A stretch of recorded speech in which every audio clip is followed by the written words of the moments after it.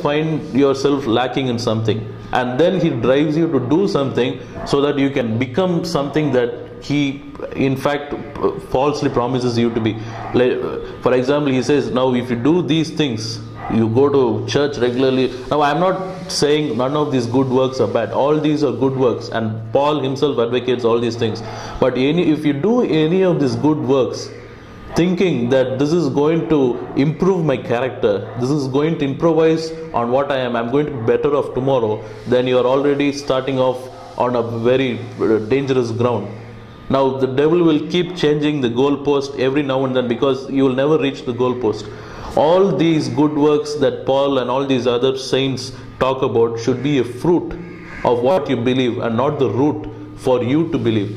So what am I saying? I am saying, when you're Christ conscious, when you're so full of Christ, when you're so focused on Christ, all these good works that you want to do will be a result of what you believe. That is why one of my favorite pastors, Pastor Joseph Prince, always says, right believing leads to right living. Many believers still believe that it is right doing that leads to right living. No. That is the biggest lie. Right doing will only keep you frustrated, will only keep you self-conscious, and when you look to self, there is nothing good to look at. It is only weaknesses and all the filth that is there. But when you look at Christ, when you become Christ conscious, there is so much that your identity changes. When you identify yourself with Christ, you begin to realize, I am righteous, I am a king, I am a priest, I have everything that I need. I am a heir to all the promises of Abraham. I am a child of God. Now, the devil will point you to everything and everyone, but he'll never point you to Christ. Because when he points you to Christ, he knows you will become Christ conscious. Now, having said that, I would like to further add on to build up on what I've just shared. If you turn with him to Galatians chapter 5 and verse 4. Galatians 5 verse 4. Here we see that Christ has become of no effect unto you, whosoever of you are justified by the law, you are fallen from grace. Now this is exactly what happens when you are self-conscious. When you believe that lie from the devil, that your identity is in the flesh, that you have to manifest the gift of righteousness through your works. You have to manifest the gift of healing through you have to prove yourself. That's what he exactly says. You have to prove. Now, the Bible says you're righteous now, but you have to prove it. You have to show it in your life. Now, when you get into that job of proving yourself, when you get into that business of trying to justify yourself, trying to do things, even the good things, thinking that I'm going to improve on that, Christ has become of no effect. Now, that is a very, very sad place to be. Now, all that Christ died to give you, all that He is, the beauty, the excellency, the person of Jesus Christ Himself, everything is nullified. It becomes null and void. When Christ becomes no effect to you, even the blessings and everything that God has already given you gets stuck. It gets strangled. Now, that's why many believers begin to wonder, I have done this, I have done that, I have been to church, I have prayed enough prayers, but I don't see the manifestation of healing. I still have financial difficulties. Why is all that happening? Now, the very key to why the reasoning is, I have done everything. Now, why is it not happening? Now, that is why they are still struggling. That is why they are not seeing the manifestation of the blessings. That all the manifestation happens when you rest. How do you rest? When rest happens when you are Christ conscious, not self conscious. So when you are Christ conscious, you are blessed left, right, and center. Blessings just happen. In fact, sometimes I even feel guilty for the blessings that I receive. I'm just thinking, Lord, I don't deserve this. And the Lord says, that is exactly why I'm blessing you. You don't deserve it, but I have given you my favor. All that happens because I am Christ conscious. If you're Christ conscious all the time and not self-conscious, all these blessings are already yours. Now, this is the beauty. Now, at the beginning of the message, I shared about how Adam and Eve believed this lie about their mistaken identity and lost their and ruined the life of the entire human mankind until the time of Jesus. Now, you won't believe this, but the devil uses the same technique on Jesus himself. When Jesus was living his life on this earth, during his life, And if you turn with me to Luke chapter 4, you will see about Jesus being tempted in the wilderness. Now, my focus is before the temptations. If you see, Jesus did nothing. Jesus was just beginning his ministry. He is just stepping into his life of ministry, and he has just been baptized by John the Baptist.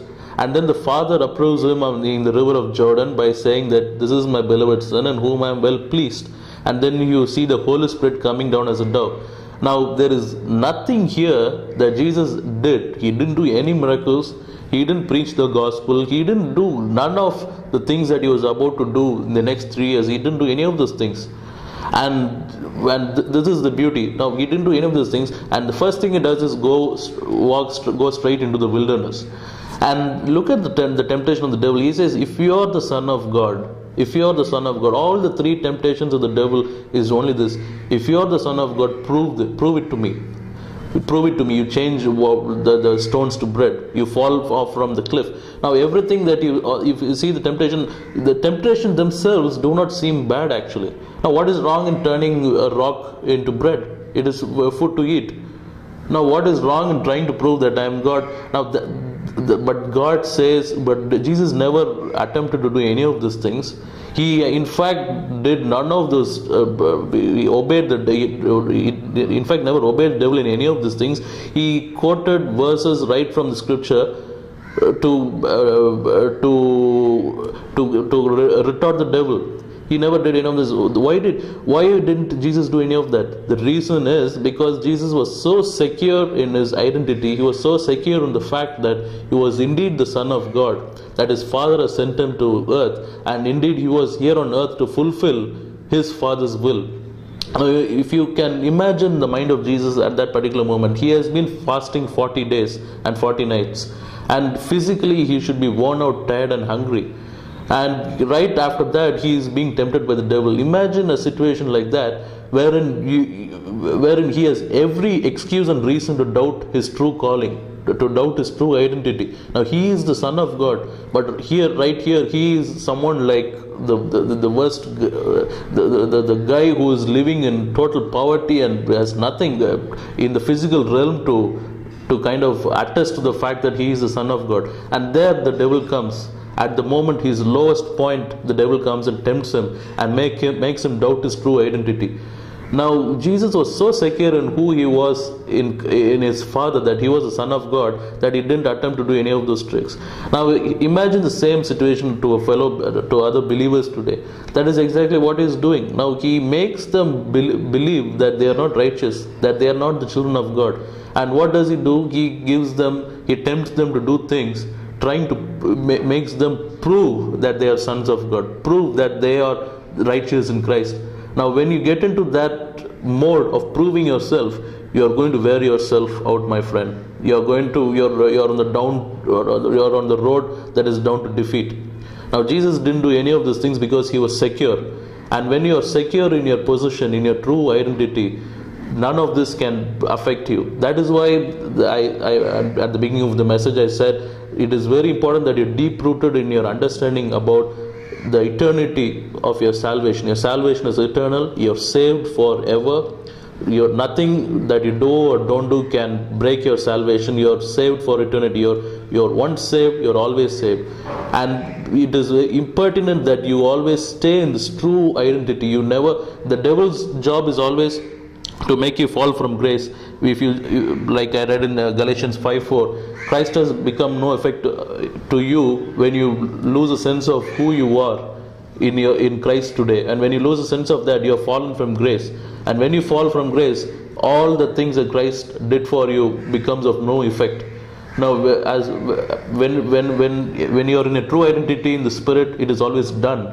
But when you fall from grace and come into this false identity in the flesh, where you believe that you have to prove yourself, you have to do certain things, it is always do, and do. There is never an end to this doing. Now, finally, in closing, I'd like to go to Galatians 5:1, where Paul exhorts the believer about standing secure in this true identity, in this freedom that Christ has purchased for us. He says, "Stand fast, therefore, in the liberty with which Christ has made us free, and be not entangled again with the yoke of bondage. That is the duty of the devil. The devil will try all the tricks under the sun. With this one lie, he will do everything to get you entangled in this yoke of bondage every time. But it is our job to stand fast, therefore, in the liberty which Christ Jesus has purchased for us. Now, how do we stand fast? Here is the key. The key is this: every day, every moment of your life, anything that you do or say or anything, it should always, your consciousness should always be Christ conscious.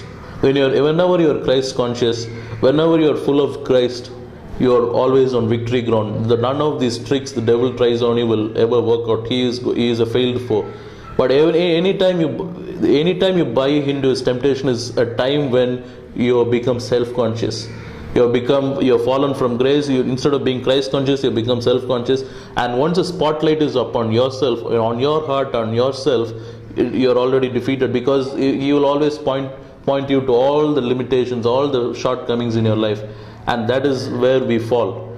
Folks, I would like to encourage you in this message to stick on to your true identity, which is in the Spirit, and not to trust your senses, not to trust your circumstances, but trust the word that says you're righteous in Christ, you're saved in Christ, you're as perfect in Christ, in the Spirit, and have the sense of that true Spirit understanding, and then you will always have the victory that Christ always ever wanted to have for you. Thank you for listening to this message.